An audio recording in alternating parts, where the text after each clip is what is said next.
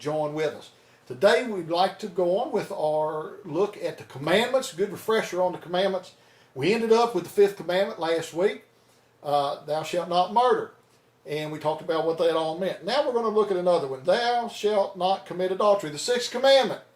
Now, what does this mean? Now, it means you will not have sexual relations outside of marriage, in the marriage bed.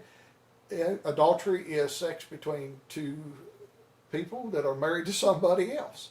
Now, let's just understand, so why is this so wrong? Why is it? And this also deals with fornication, which is sex between those that are not married. But why is this so important to deal with? Well, there's a reason. Because when you do this, you have broken a trust, and you have destroyed two families. You have destroyed a husband and a wife on one side and a husband and a wife on the other side. You have destroyed children. You have destroyed the nuclear family. You've destroyed a lot of things. And actually, this even goes to communities. I've even seen where people have divorced and it split churches. It ends up being because somebody knows one or the other or whatever. It ends up being a big deal. So you've broken this bond, this trust that has been set up. And you have also broken your promise to God, because here's what happens. God marries people. I understand their state license and all these things that people get.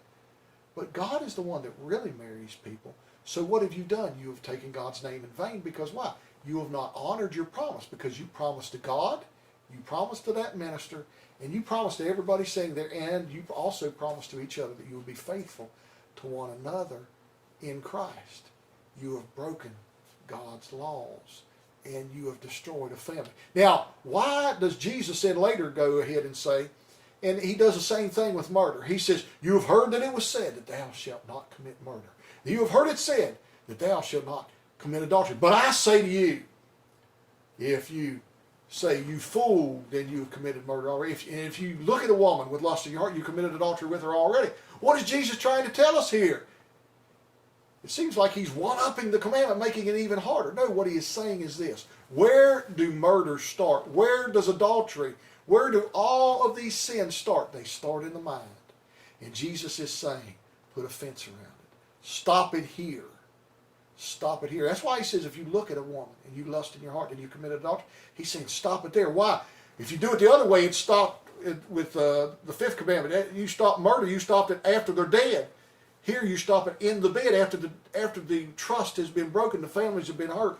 If you stop it before it ever starts, then basically you have stopped the hurt. You have taken that away, that part away. You have caught it before it started. As Barney Fife says, you've nipped it in the bud. And I pray today that we'll understand that these commandments are here, because what happens, we hurt families. We hurt children, we hurt mothers, fathers, we hurt husbands, wives, cousins, uncles, aunts, father-in-laws, mother-in-laws. We hurt everybody when we do these things. And I pray today that we would learn that God put these commandments here for our better.